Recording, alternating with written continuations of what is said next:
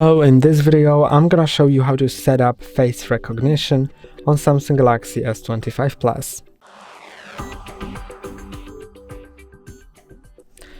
To do it, go to the Settings app, then go to Security and Privacy, Screen Lock and Biometrics, then enter your screen lock and click on Face Recognition.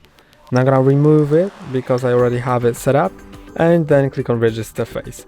Then click on Continue and register.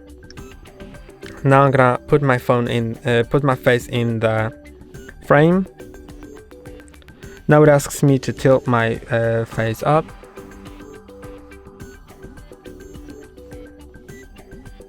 Then I put my face back into the center, and now it is registered.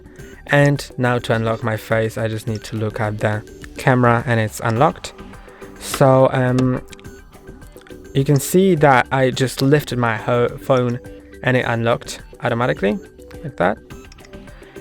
If you want to also enable that option to lift to wake, you can go to the settings, then go to advanced features, motions and gestures, and make sure that lift to wake is on. Then you don't need to click on the power button, you can just lift your phone and look at it and it's unlocked.